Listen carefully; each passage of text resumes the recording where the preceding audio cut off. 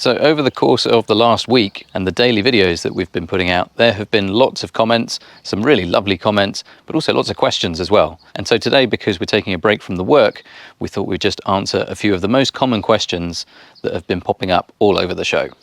Questions. There's quite a few repeatedly asked, so we figured we'd answer them. One that we've actually had for, I guess, for the last couple of years, but has also come up in this, is why did we not do the roof first, like 4 years ago? And I guess there's two reasons. The first reason is we didn't have any leaks. It wasn't a critical part of the project. We had lots of damp. We did not have a place that we could live in. We considered those more critical than replacing the roof.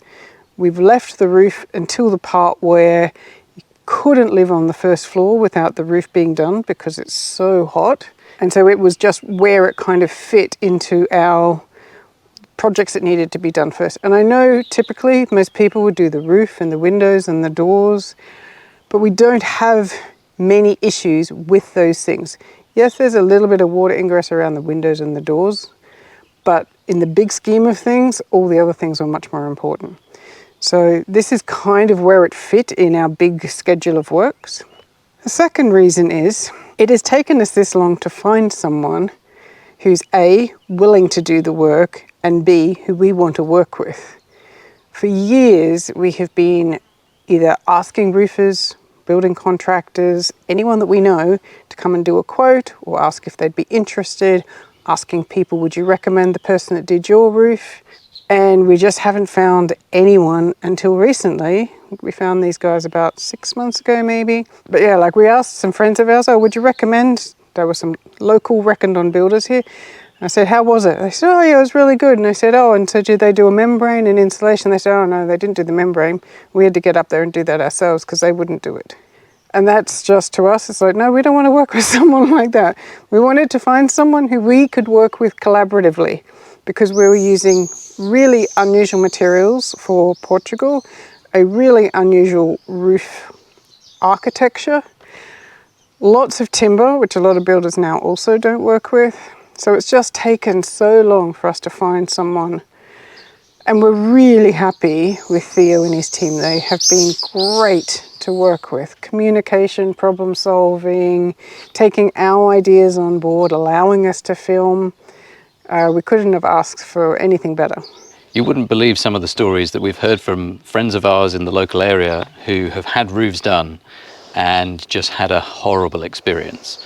People who've had a roof done and then weeks later it started leaking and then the builders haven't returned in over 6 months to actually fix it. We know people who have invested in timber roofs that weren't done properly and then they ended up having to cover it all over with retrofit solutions. Nightmare. But we were very fortunate in this case. These guys came on recommendation, actually from one of our club members. So there you go, there's a big plug for the club. We got some great recommendations. People always asking like, oh, where did you get this? Where did you get that? Do you know anyone who can do this stuff? It's a brilliant community of people doing similar things to us, many in Portugal, but also throughout Europe and the US. So big thank you to Dan for the recommendation of Theo and the team. So on the subject of Theo and his team, we got lots of questions asking where they're from. They all live in Portugal. We did not bring a team of builders in from anywhere else. They are local to Portugal. They're about 45 minutes drive from us. They are all South African, have all been living here for quite some time. And the only reason that we didn't hire a Portuguese building team is simply that we couldn't find anyone, like I said before. We would have loved to, and that's the first lots of people that we went to, but most of them were just not interested in what we were doing. It's way outside of their typical remit for a roof. It's just not the way they normally do them. And so we just had to find someone that was the right fit, like I said before. I don't know how long Theo's been here, but quite some time. He's also lived in the UK, so some people said, oh, is he from the UK or South Africa? No doubt some of that UK twang is also coming through. So next up, probably the biggest or most frequently asked question is, are we putting in windows? Whether you call them skylights or roof lights or Velux or anything like that, are we putting those in? Are we doing dormers, or are we just going to reinstate the glass tiles? Well, let's take those in reverse order. We aren't putting back glass tiles because it wouldn't work. there's a whole load of other layers that go below the tiles that wouldn't let any light through. So we're not doing that. Glass tiles would also not work from an insulating perspective. It would be a huge cold bridge. Yes, it would let a little bit of light in, but it wouldn't be very good for keeping the heat in or out, depending on the time of year. So we're not going with the glass tiles. We are also not putting in dormers. 2 reasons. Number 1, it would be out of character for this house. It never originally had dormers, though I have seen a similar manor house with a dormer which looked like a retrofit, and it did not look good.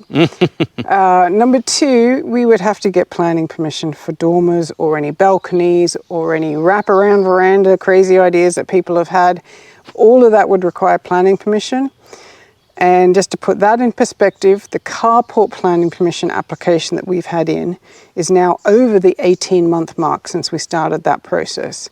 Our loft conversion, re-roofing just wasn't worth that kind of a wait or the expense. It's about $5,000 or something just for the planning application.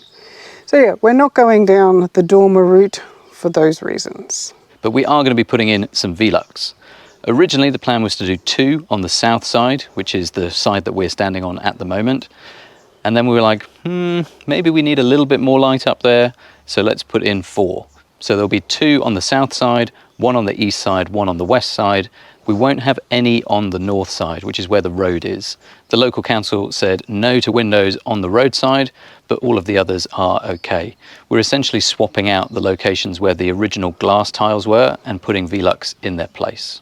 And if you want a quick sneak peek of what that looks like, here you go.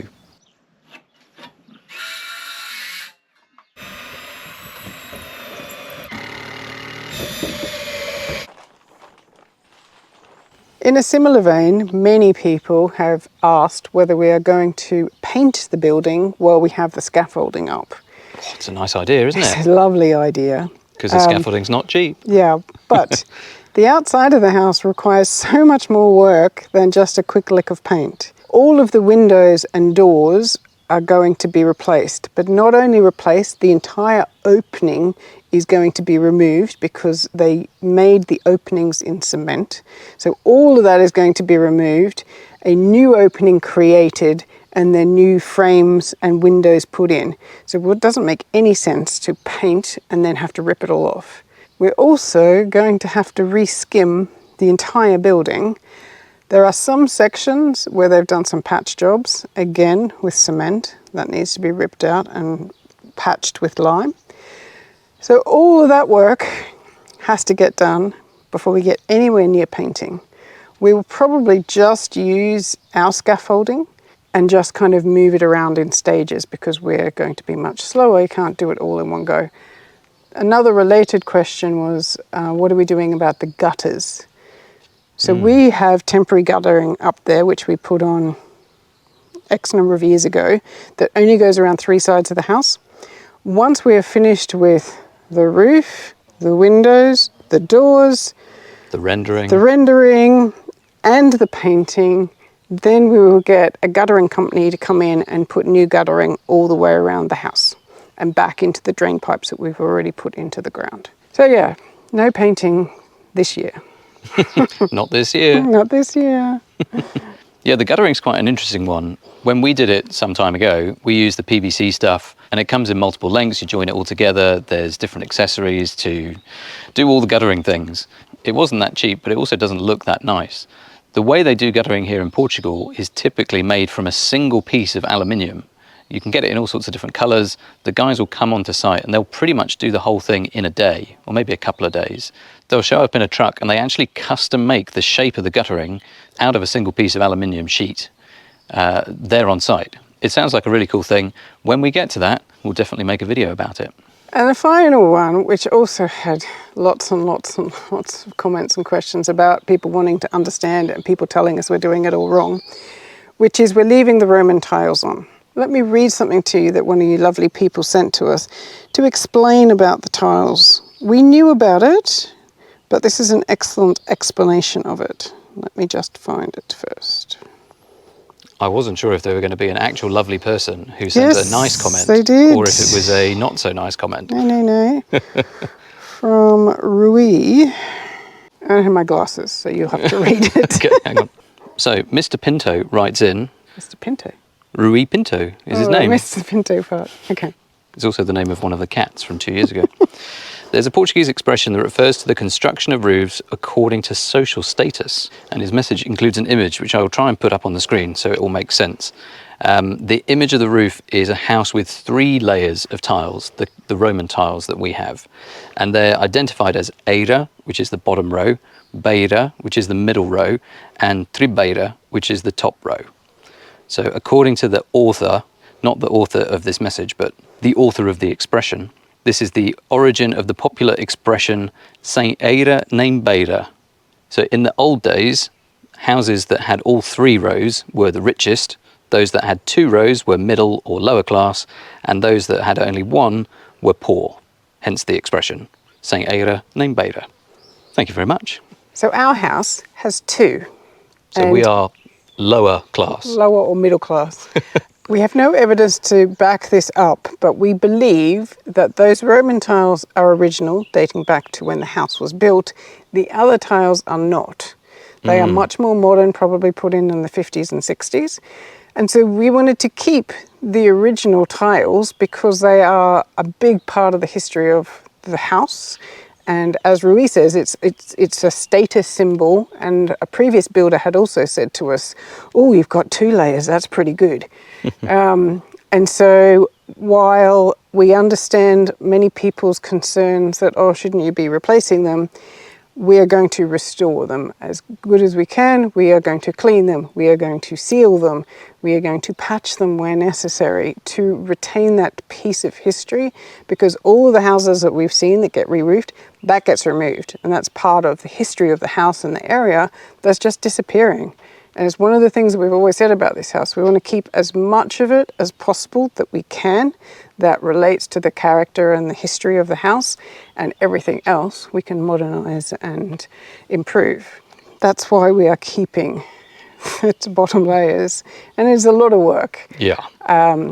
Also, people suggested that the colours won't match. Once they're clean, they're actually not too bad. From afar, they will look absolutely fine. Close up, yeah, you'll be able to see that they're older, whatever, but no one's standing on the roof inspecting our roof very often. It's also the same reason that we're keeping, or going to be putting back, the finials, the spiky things from the top of the roof, and also the little arrows on each hip corner.